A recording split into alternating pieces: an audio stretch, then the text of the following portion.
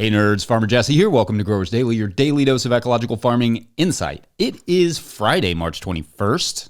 Yep, 2025. And today we're talking why we love polycultures as a culture, sort of, interplanting with garlic, and it's Feedback Friday, so let's do it.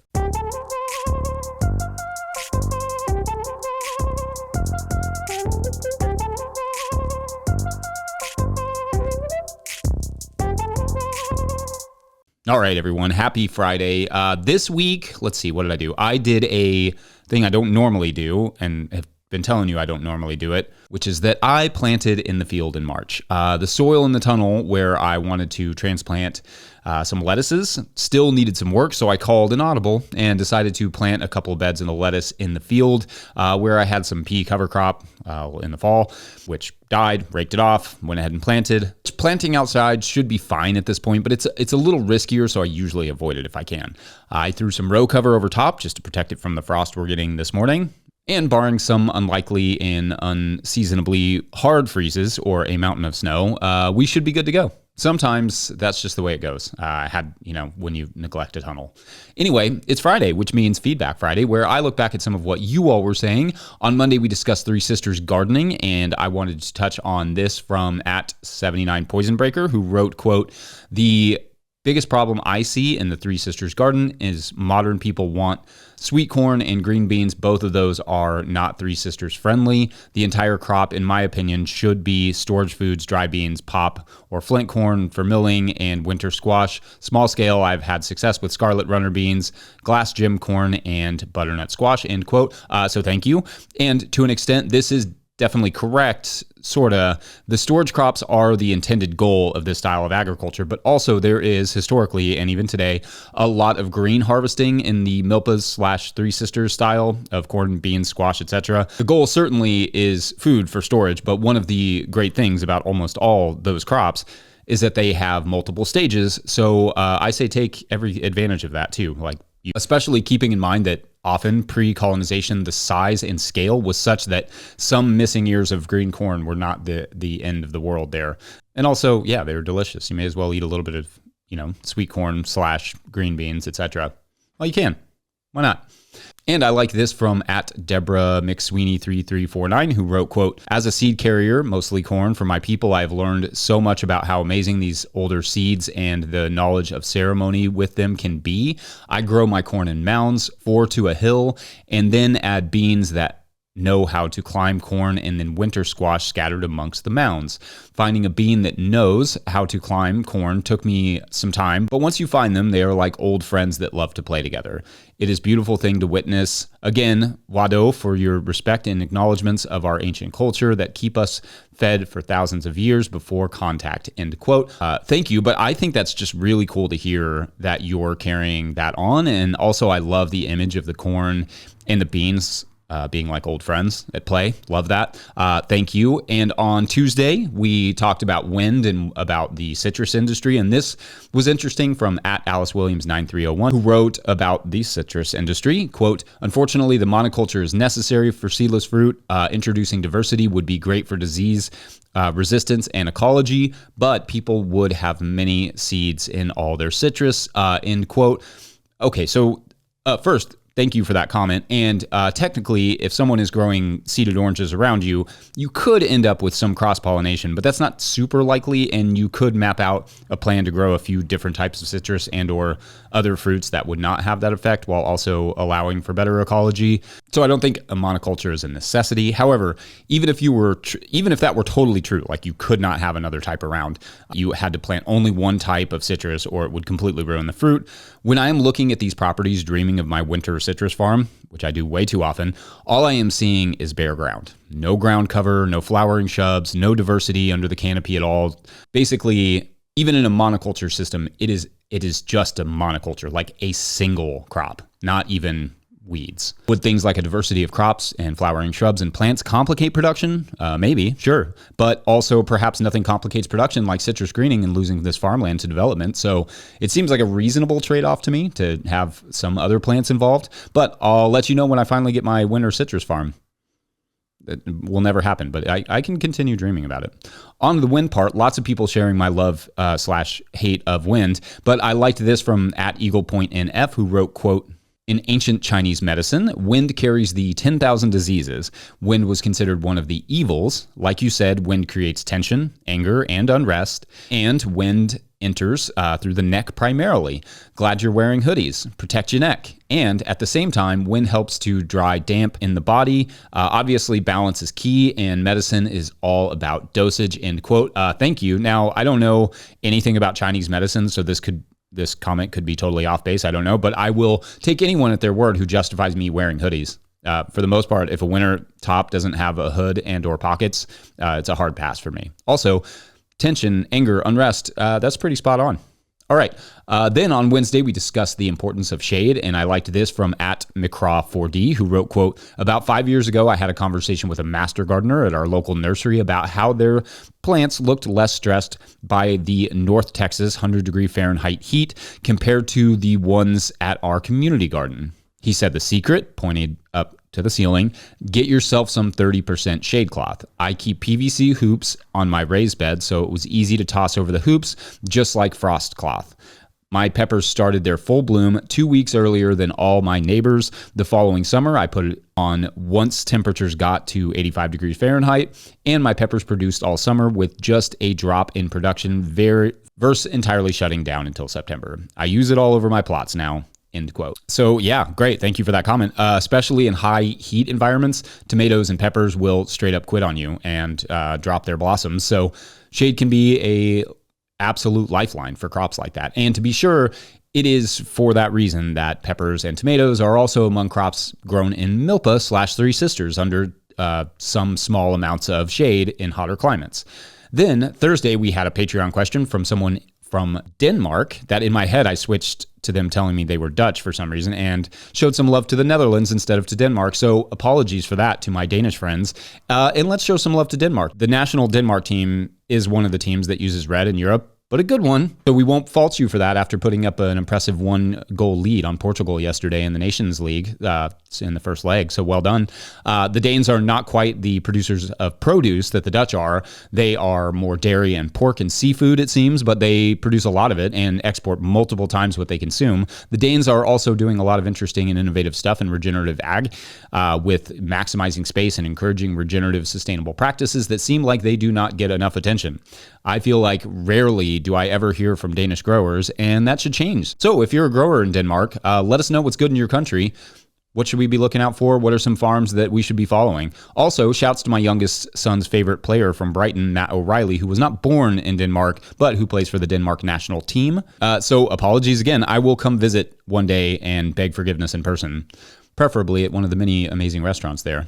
That would be great. Also, don't worry, I will have an editor soon. So that should help. Lastly, loads of great comments this week about the ending of the No-Till Market Garden podcast and how sad it is, and it is sad. For those of you who don't know, for years we have produced several different niche farming shows, but the reality is that the way the revenue has changed via YouTube, and by changed I mean gone down a ton, in the increase in competition among several other factors, we could no longer afford to produce additional podcasts. So we still have one last show in the works so that you all will enjoy, but all the other shows are going independent now or shutting down, and along with them, the No-Till Market Garden podcast, which was my original podcast, which kind of started all of our podcasts.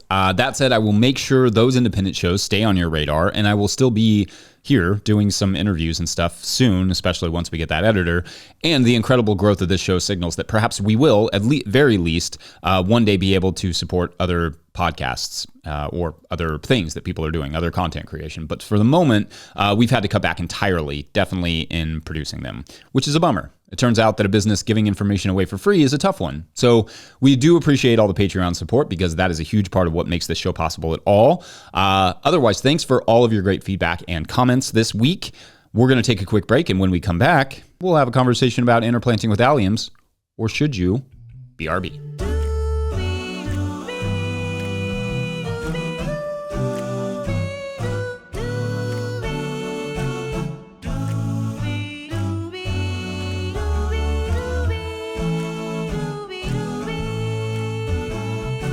Today's episode of Growers Daily is brought to you by Tilth Soil. Tilth Soil is a worker-owned co-op making living soils in Cleveland, Ohio using NOP-compliant food scrap compost.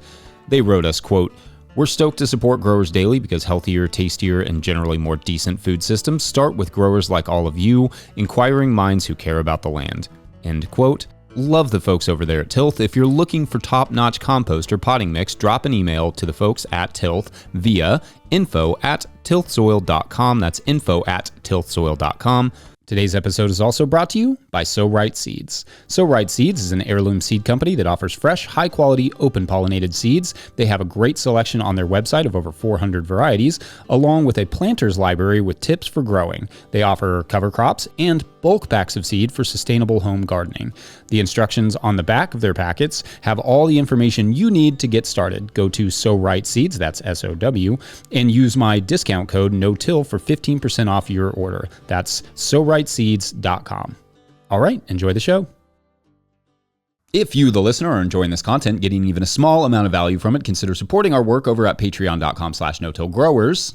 I try to get to questions from everywhere the questions come in, but I will always get to your Patreon questions.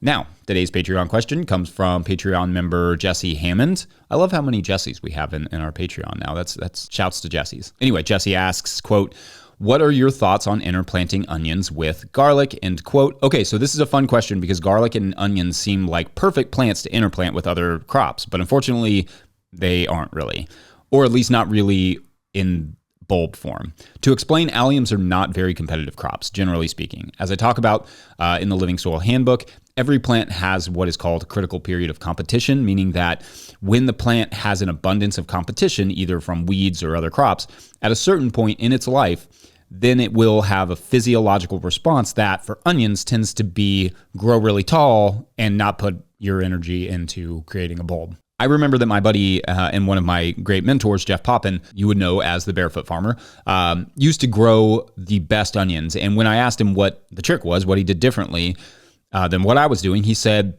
no weeds ever. I don't want to put words in his mouth, but I remember the way that he explained it sounds like he keeps his onion beds absolutely immaculate, especially in comparison to anything else he grows. And part of that is no doubt the moisture. Weeds will keep moisture around onion bulbs, which could lead to disease. But part of that is also the competition factor, the bulb size. The weeds will simply encourage the plants to put its energy into leaves and not bulbs. And the same thing goes for garlic. Those plants cannot tell the difference between a weed and a crop you desire. So in terms of garlic and onions, if a bulb is the goal, I don't recommend a direct interplanting. However, the critical period of competition response can be used to your advantage in the case of, say, green onions, also called scallions, where a tall green part of the onion may be the desired outcome. When our growing space was more limited, we used to plant green onions in between our lettuce, transplanting both of them at the exact same time. This meant we could double the crops out of those beds in this, basically using the same amount of space, like not spacing our lettuce any differently. It was a little complicated for harvesting and it was a lot of work up front, but the onions were nice and tall and slightly blanched. I am not a big fan of companion planting in general, meaning planting something just to help the other crop and not necessarily as a crop itself. But alliums have been shown to have positive effects on diseases and pests in crops like strawberries when planted together.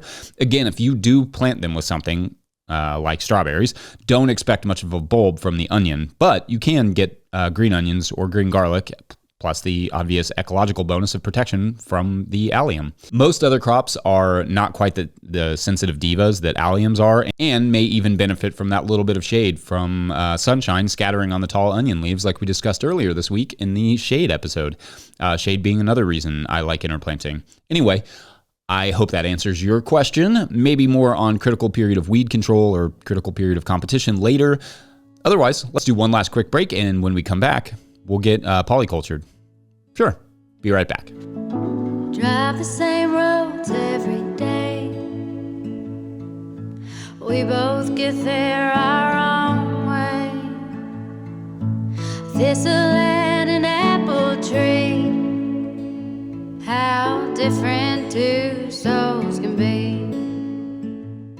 Today's episode of Growers Daily is brought to you by Harnwah Greenhouses. Arnwa Greenhouses has pioneered controlled environment agriculture since 1965, partnering with market gardeners and farmers across North America to deliver turnkey greenhouse solutions. Their unwavering mission is to support growers' success through innovation and expertise in design, manufacturing, and installation. Arnwa Greenhouses are engineered to withstand high wind and snow loads, providing optimal brightness, increased yields, rapid ROI, and long-lasting durability. With over 20,000 projects completed, they are more than a manufacturer. They are a trusted partner. Their structures foster sustainable, energy-efficient ecosystems that drive profitable, resilient agriculture. In 2025, Arnwa is introducing a new low-tech, high-tunnel model starting at just $2 per square foot, offering open field growers an accessible entry into controlled environment agriculture. Learn more at arnwa.com. That's HARNOIS.com. All right, back to the show. All right, so one of the things that came up this week was similar examples to the Three Sisters / Milpa agriculture all over the world. Like this from @BenHymick_Snipes9625, who wrote, quote, "When I worked with Church World Service in East Africa, I worked with farming communities in Rwanda who grew endless fields of Three Sisters style farms.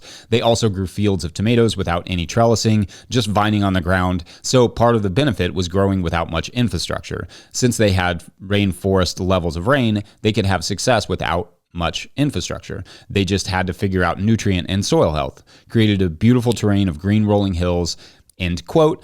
There was another person who had mentioned seeing interesting combinations of crops similar to the Three Sisters in the Philippines as well. I think a lot about photos I saw from Malaysia of really diverse croppings of rice and various trees and other crops all planted on a terraced hillside or in small blocks. I guarantee that everyone listening to this no matter what your origins are, somewhere deep in your history, polyculture, agriculture of some kind. Even those of us who are, like me, if you cannot tell by my skin tone and love of soccer, of European descent, have really diverse cropping systems in our heritage somewhere. There are really great examples of polyculture systems, for instance, all around the Mediterranean, where olive trees, grains, and grapes were cultivated with the use of livestock.